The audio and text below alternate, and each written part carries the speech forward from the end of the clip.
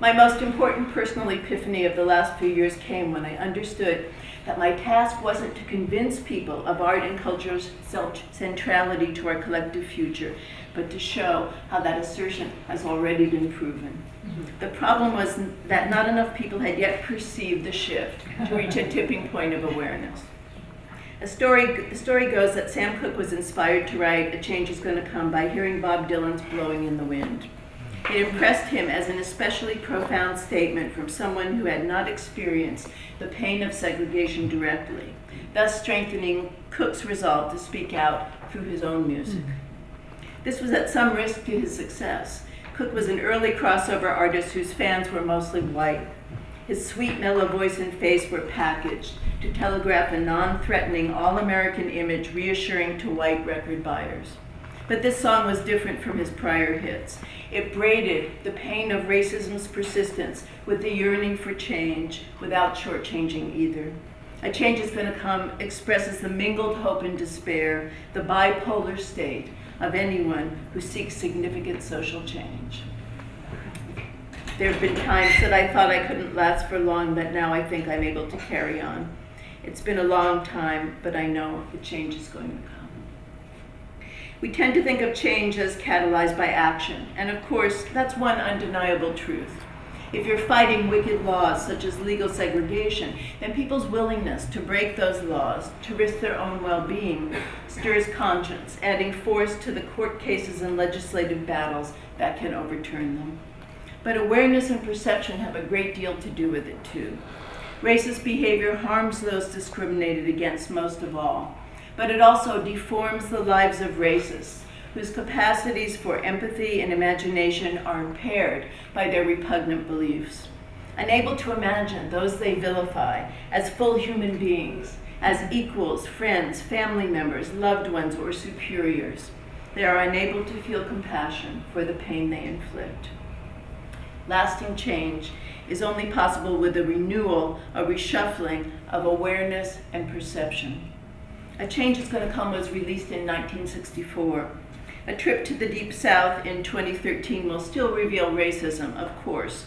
So will a trip around the block, wherever that block happens to be.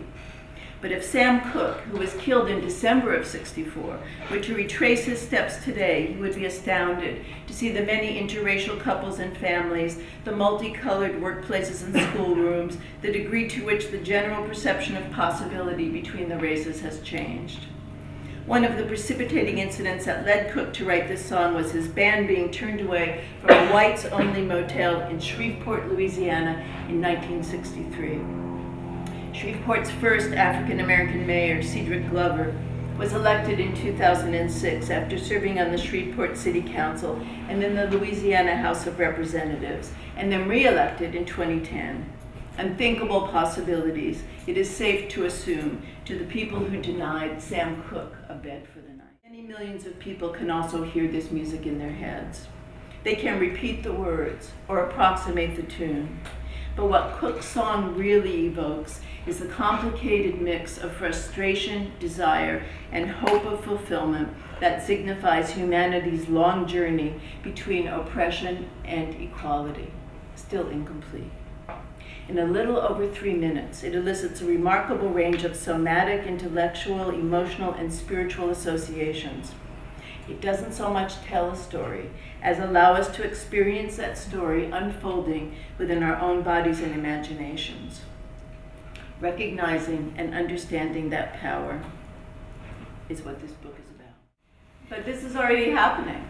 This is already happening. This what I'm describing here has already happened. I don't know if it's going to save the day, because we need a critical mass of people to understand that it's already happening. But the whole first part of The Culture of Possibility is documentary. Half of it is documentary evidence.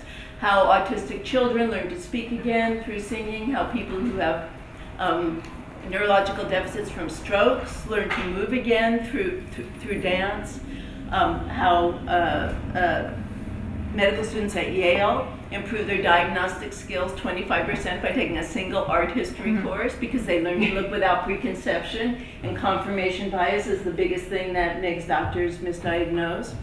So I've got things from every every type of knowledge, every realm of human activity in the book that have already happened. So the question is, can the aggregation of this information make enough people, and I'm not the only one who's saying it obviously, but make enough people see, yes, this is actually already happening, for us to bring that reality into focus, in which case the other reality, which is held by our silence, is just going to crumble and not be with us anymore. In our institutions, people seem completely unafraid to just go on failing in the same way over and over again because there's a comfort zone of failure. This is the thing that has the premature, this is the way we do it, and we're just going to keep doing it despite the results. The thing they fear is risking succeeding or failing in a new way somehow. So that's not a very big change. And at a certain point, if you fail, like our educational system has, like our healthcare system has, like so many things have, you got to wake up and recognize that. And underneath that is something that we all know, which is that there are a zillion times more of us than the people who are holding the reins of this institutional structure right now. And when that news gets out, things will change very quickly.